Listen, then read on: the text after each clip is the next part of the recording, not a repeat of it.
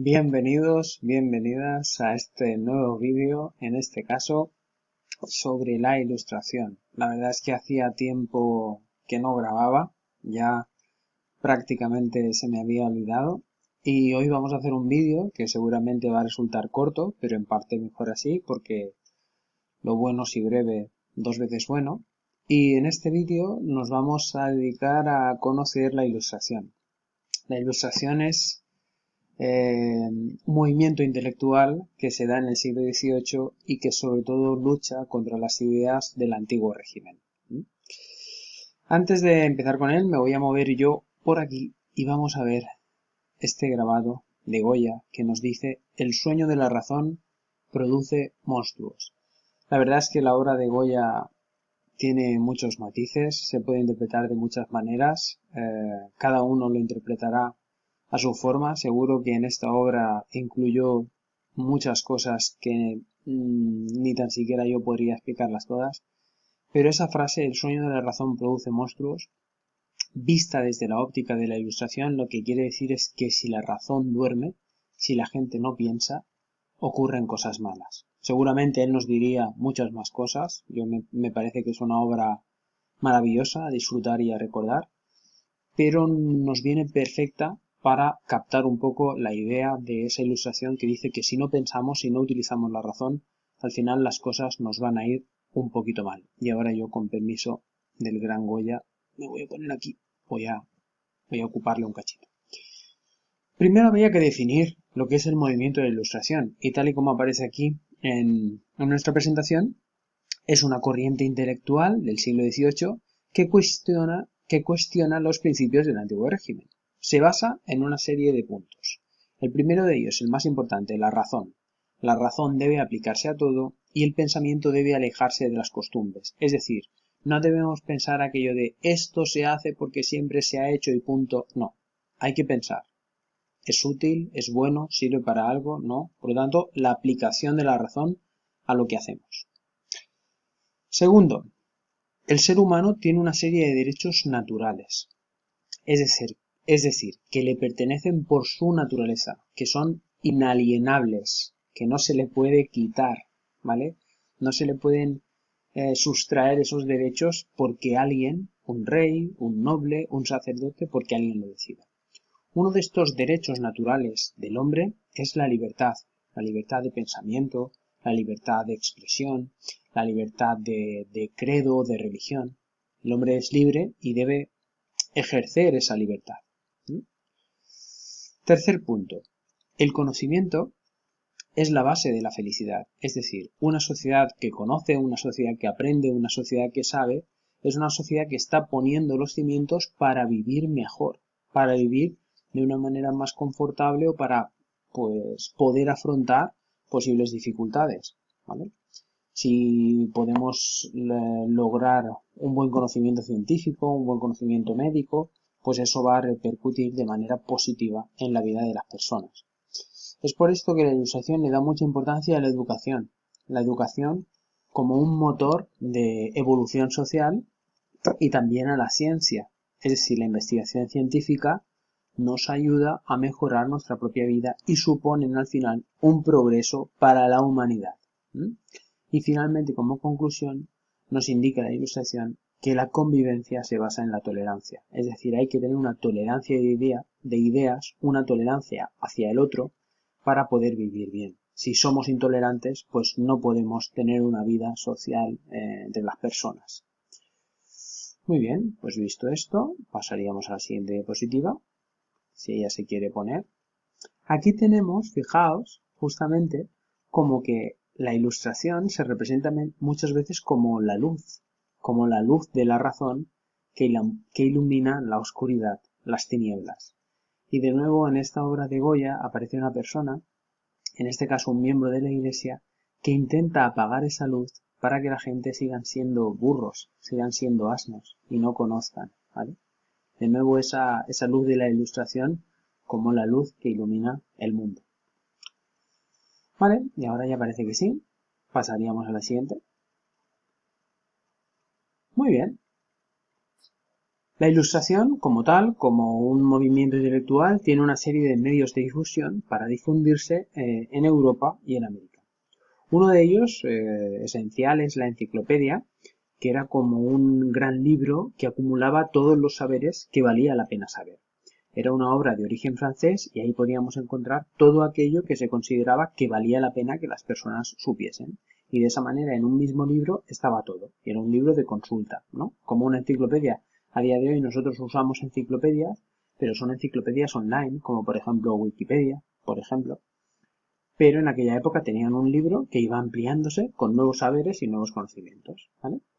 Ahí vemos la portada de l'Encyclopédie, un diccionaire raisonné de science, de todos los conocimientos que tenían en esa época.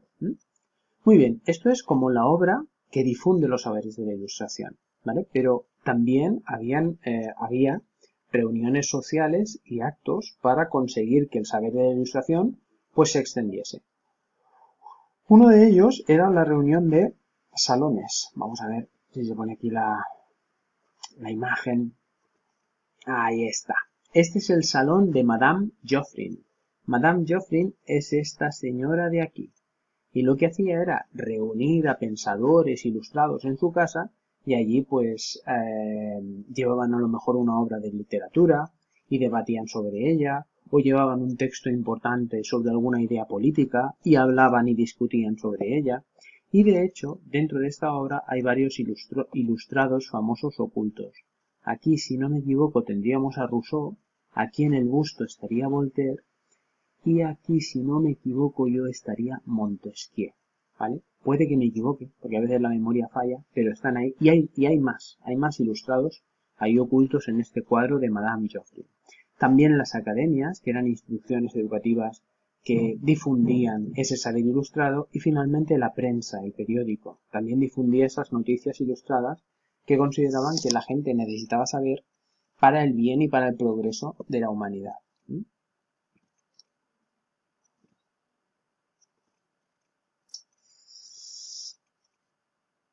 Y también no quiero dejar pasar esta oportunidad para hablar de los ilustrados, los pensadores ilustrados más famosos y más importantes.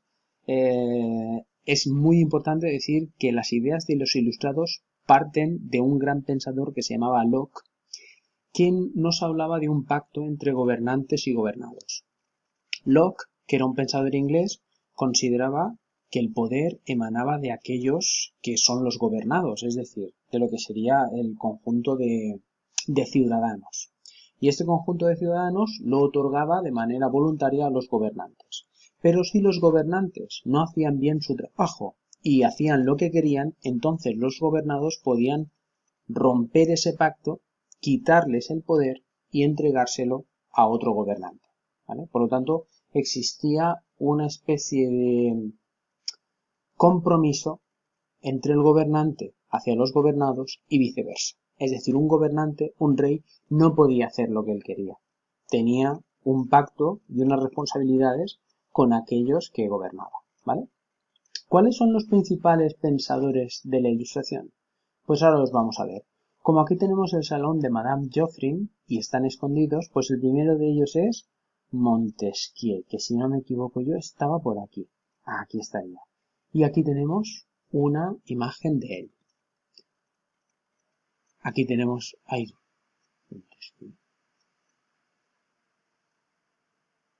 Bueno, sí, yo diría que sí, que este es Montesquieu, ¿vale? Aquí tenemos a Montesquieu y Montesquieu nos hablaba de la división de poderes, es decir, recordad que en la crisis del antiguo régimen decíamos que había un monarca absoluto que tenía todos los poderes, aunaba el legislativo, el ejecutivo y el judicial.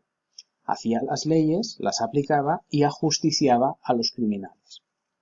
Pues Montesquieu considera que si no hay división de poderes, se produce una tiranía, se produce una dictadura, y que esos poderes deben estar divididos y además independientes, deben ser ejercidos por personas distintas, porque si no, al final se acaba transformando el sistema político en una tiranía, en una dictadura. El siguiente de los pensadores, Voltaire, este sí que lo tengo aquí localizado, sería el del busto, y aquí tenemos una imagen suya. Voltaire era defensor de las libertades civiles, como por ejemplo la libertad de expresión. ¿Mm? Voltaire además era uno de los firmes defensores de la tolerancia. Él consideraba que era imprescindible tolerar al otro, aunque tuviera unas ideas políticas o sociales distintas, porque esto era la base de la convivencia y de la paz social. Y el último de ellos es Rousseau. Rousseau, que lo teníamos por aquí. Rousseau es defensor de la soberanía nacional. Él considera que el conjunto de los ciudadanos tiene el poder político. Ahí reside la soberanía, ahí reside el poder. Y esos ciudadanos se lo entregan a los gobernantes. Se lo entregan al rey o se lo entregan a representantes políticos. Por lo tanto, el poder no pertenece al rey por origen divino, no. El poder pertenece a la nación y la nación soberana lo entrega a alguien. Por lo tanto, si ese alguien no cumple con unas expectativas, se le puede retirar el poder. ¿Sí?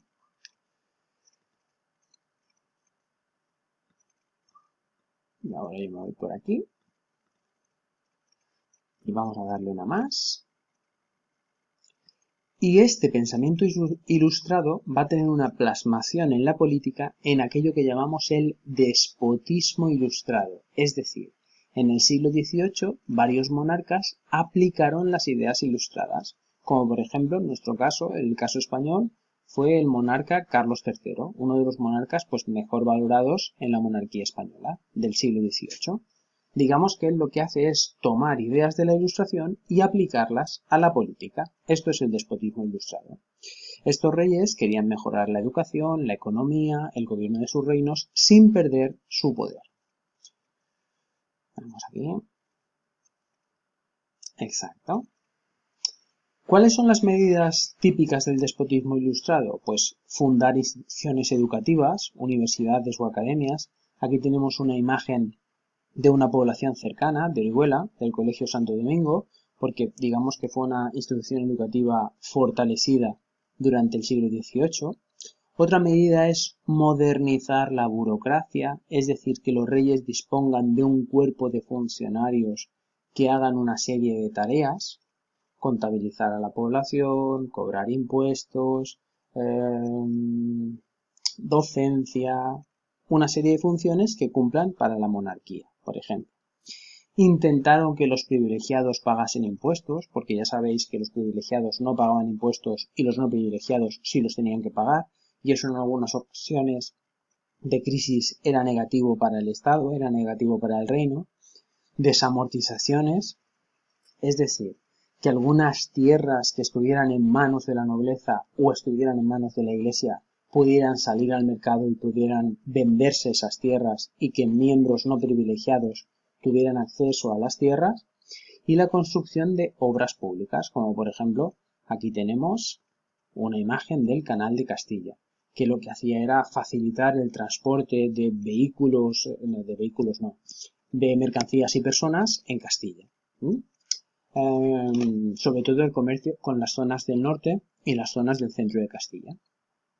¿Cuál es la problemática del despotismo ilustrado? Pues que no altera el antiguo régimen, porque los reyes, también formando parte de ese núcleo privilegiado, no pretendían abolirlo, solo pretendían mejorar sus reinos, mejorar las medidas que tomasen y aliviar los problemas sociales o los problemas políticos que tuvieran en sus reinos, pero no pretendían realmente modificar la situación que vivían, porque de algún modo también les ayudaba. Y hasta aquí hemos llegado con la ilustración, y en el próximo día hablaremos un poquito más de la Revolución Americana. Hasta luego.